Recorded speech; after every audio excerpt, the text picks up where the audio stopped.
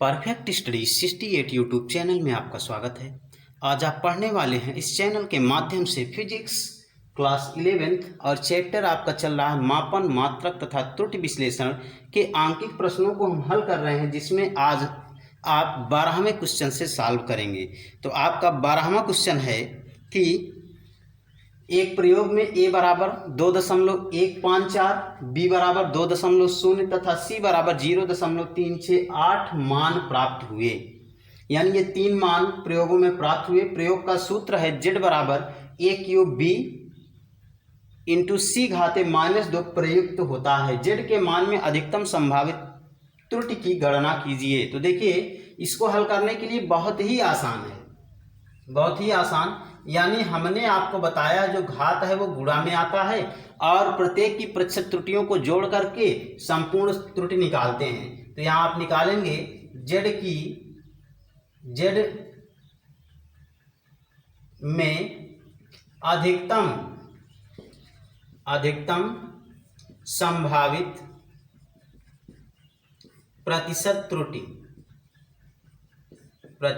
त्रुटि ये होगा डेल्टा z अपान z इंटू 100। इसका मान आपको निकालना है। और यहाँ देखिए, ये जो गुणांक में है ये कहाँ है, जो घात में है ये गुणे में आएगा। 3 गुणे डेल्टा a अपान a, सूत्र आपका यही है, z बराबर a³ b बटे c स्क्वायर, घात 2 को हम बटे में ले चले जाएंगे, प्लस डेल्टा b अपान b into 100 plus 2 into delta c अपान c इंटू 100। मान रख दीजिए। 3 गुणे डेल्टा a देखिए 3 दशमलव के 3 स्थान तक लिया गया है, तो डेल्टा a का मान 0.001 और बटे a 2.154 गुणे 100 प्लस डेल्टा b में आप देखिए दशमलव के 1 स्थान तक लिया गया है, 0.1 बटे 2.0 गुणे 100 प्लस डेल्टा सी में आप देख रहे हैं दशमलव के 3 स्थान तक है, तो 0.001 बटे 0.368 गुणे 100 मान रखे हैं। तो यहाँ आपका 3 अंक पे दशमलव हट जाएगा, 100 और 3 का गुणा होगा तो 300 बटे 2154 प्लस यहाँ दशमलव हटेगा, 100 से गुणा होगा तो 100 बटे 20, फिर धन यहाँ भी 100 से गुणा होगा, दशमलव समान संख्या में हट जाएगा, 100 बटे 368। अब इनका प्रत्येक का भाग करेंगे, ठीक, प्रत्येक का भाग करेंगे। तो भाग करने पर आप देखिएगा, भाग करके तो यहाँ देखिए हम यहाँ सीधे सीधे लिखते हैं कि भाग करने के पश्चात आपका कितना आएगा। देखिए इसमें आपका जो है 0.139 प्राप्त होगा जब भाग करेंगे, और यहाँ 20 पंचे 100 5 ही प्राप्त होगा। यहाँ इसमें आपका 0.543 आएगा, जोड़ लीजिए, 9 3 12, 3 4 7 1 8 और 5 1 6 और 5 ये है 5.682 प्रतिशत की त्रुटि होगी। z के मान में अधिकतम संभावित प्रतिशत त्रुटि इतनी प्राप्त होगी, 5.682। तो इस प्रकार से आपने 12वें क्वेश्चन को एकदम आसानी से हल किया। इसका आप स्क्रीनशॉट लेकर के नोट्स बना सकते हैं। ये सभी क्वेश्चंस एक दिवसीय परीक्षाओं में भी प्रायः पूछे जाते हैं। तो हम इसके बाद चलते हैं 13वें क्वेश्चन की तरफ। तो देखिए आपका 13वां क्वेश्चन है कि 2 छड़ें जिनकी लंबाइयों की मापें 3.5 प्लस माइनस 0.1 मीटर तथा 4.1 प्लस माइनस 0.2 मीटर हैं, परस्पर जोड़ी गई हैं। छड़ की संयुक्त लंबाई में अधिकतम संभावित प्रतिशत त्रुटि ज्ञात कीजिए। तो देखिए इसमें भी आप बहुत ही आसानी से इसको हल करेंगे। यहाँ लंबाई की मापें पहले आप जोड़ लीजिए कि संयुक्त लंबाई बराबर हो जाएगा 3.5 धन 4.1 बराबर 5 1 6 4 3 7.6 मीटर। ये संयुक्त लंबाई हो गई। इसके बाद संयुक्त लंबाई हो गई। अब संयुक्त लंबाई के बाद प्रतिशत त्रुटि, संयुक्त त्रुटि ये बराबर हो जाएगा 0.1 प्लस 0.2 बराबर 0.3 मीटर हो गया। ठीक, अब इसके बाद अधिकतम संभावित प्रतिशत त्रुटि आता है प्रतिशत त्रुटि। प्रतिशत त्रुटि कौन सी प्रतिशत त्रुटि? संयुक्त लंबाई में प्रतिशत त्रुटि। ये बराबर होगा, ये दोनों प्रतिशत त्रुटि, यहाँ 0.3 संयुक्त प्रतिशत ये त्रुटि और बटे संयुक्त लंबाई यानी 7.6 गुणे 100। अब यहाँ डिवाइड कर दशमलव समान संख्या में है तो दशमलव हट जाएगा, 3 का गुणा होगा 100 में तो 300/76 और आप इसका भाग कर लेंगे। इसका भाग करेंगे तो भाग करने पर आपको प्राप्त होगा 3.6%। भाग करके आप देखेंगे तो 3.9%, सॉरी 3.9% की त्रुटि इसमें प्राप्त होगी। यहाँ देखिए संयुक्त लंबाई और संयुक्त त्रुटि, ये जो है ये त्रुटियां हैं।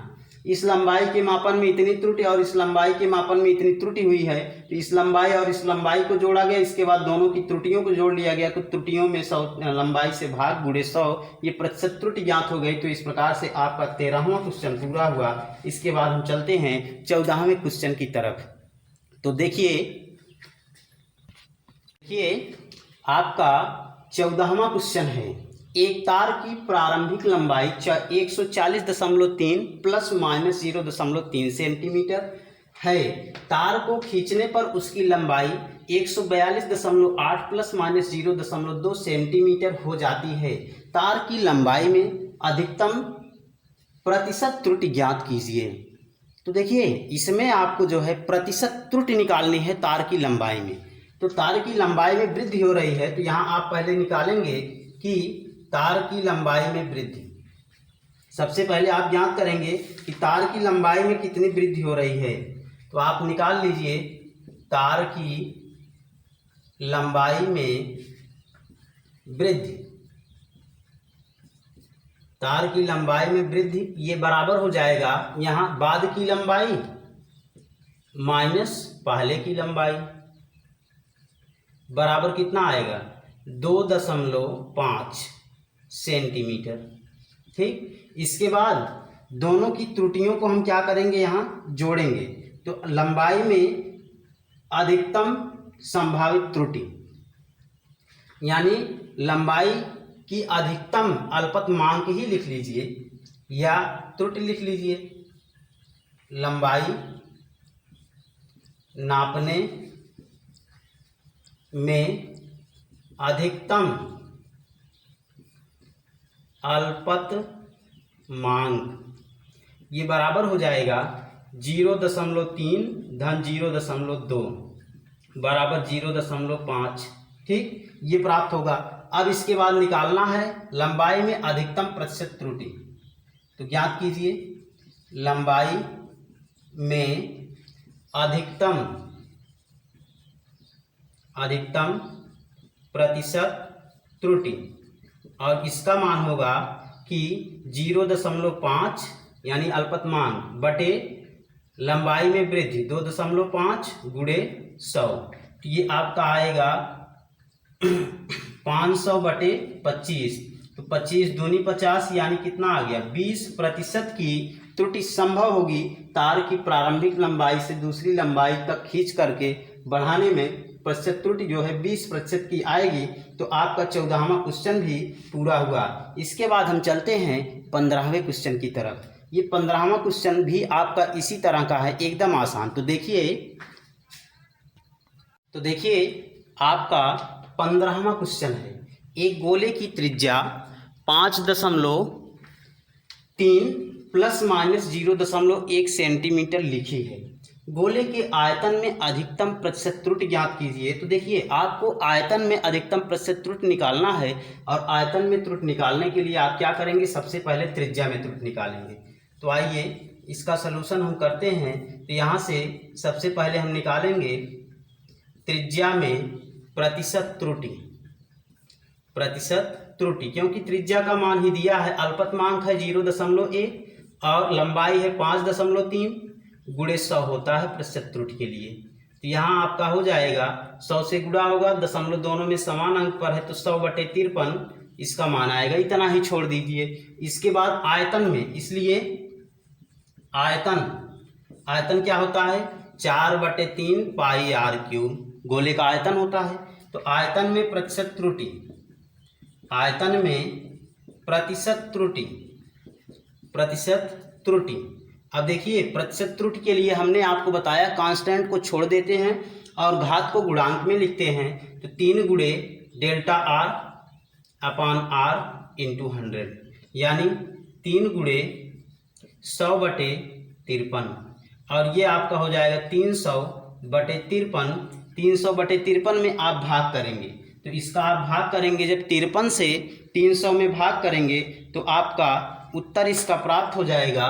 और यहाँ संभवतः 3 5 तिहाई 15 5 बार जाएगा पहली बार, और फिर 5.7% ही इसकी त्रुटि प्राप्त होगी। आप इसको हल करके देख लीजिएगा। तो इसके बाद हम चलते हैं, इसके बाद के जो क्वेश्चंस हैं, यानी आपने आज 15वें क्वेश्चन तक हल किया, आपके कुल 22 क्वेश्चंस हैं, और इसके बाद के क्वेश्चंस को हम आपको अगली क्लास में प्रोवाइड करेंगे।